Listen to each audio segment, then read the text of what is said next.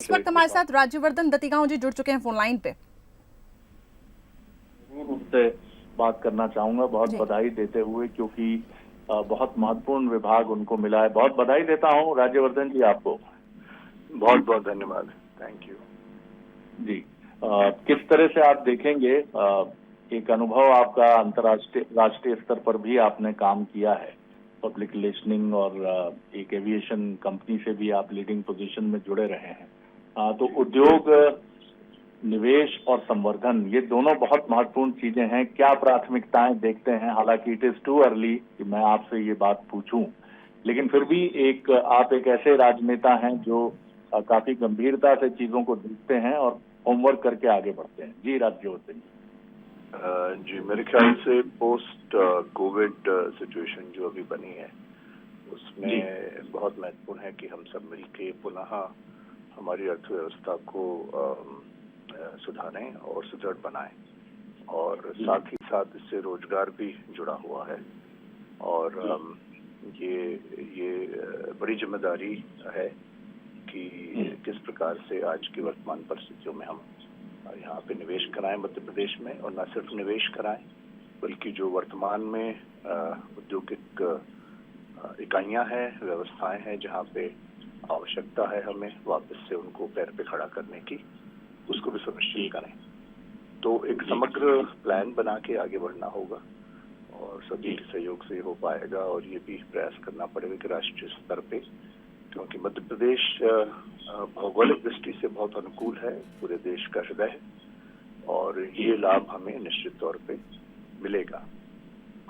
यही प्रयास रहेगा, और अंतर्राष्ट्रीय स्तर पे भी जो भी संभव होगा हम करने का प्रयास करेंगे। माननीय मुख्यमंत्री जी के सहयोग से और माननीय प्रधानमंत्री जी के सहयोग से इंफ्रास्ट्रक्चर गैप जहाँ जहाँ होंगे हम उनको पूरा करेंगे। सिंगल विंडो क्लियरेंसेस भी हम जोड़ देंगे ताकि जो भी व्यक्ति आए मध्य प्रदेश में उसे सुविधा हो और उसको यहाँ निवेश करने की अनुकूलता हो और वो अपने आप को सहज महसूस करे मध्य प्रदेश में आकर। तो इन तमाम बातों पे ध्यान देना आवश्यक है और ध्यान दिया जाएगा। बिल्कुल ठीक कहा आपने। और मध्य प्रदेश को बीते करीब करीब 2 दशकों से लॉजिस्टिक हब बनाने की बड़ी कोशिशें हुई हैं, लेकिन कोई कॉन्क्रीट पहल अभी तक नहीं हो पाई है।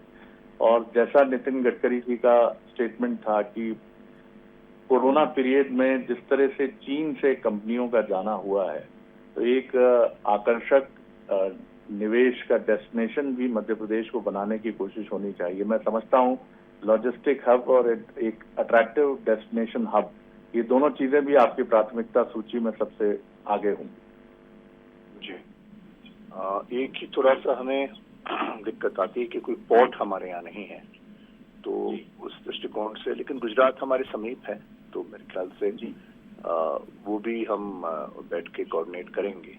और ये आपने बहुत सही फरमाया कि चाइना से जो लोग कट रहे हैं और जो मोहभंग हो रहा है कई कारणों से, वो एक समय हमारे पास में सही है, और ये अपॉर्चुनिटी हमारे पास है कि हम उन सभी लोगों को हमारे यहाँ पे आमंत्रित करें और उनको सुविधा उपलब्ध कराएं ताकि वो पूरा बेनिफिट हमें मिले। और वैसे भी लोकल एंटरप्रेन्योरशिप को बढ़ावा देने की बात प्रधानमंत्री जी ने कही है, vocal for local and local for global.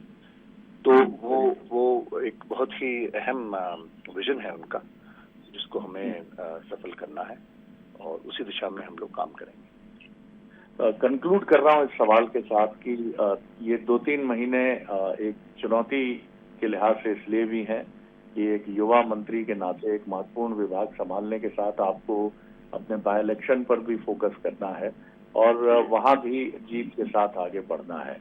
किस तरह से देखते हैं आप, क्योंकि ये चुनौती आप ही के सामने नहीं है, आपके जो दूसरे साथी हैं उनके सामने भी है, तो क्या पूरा विश्वास मन में कि कामयाबी तो होगी ही होगी?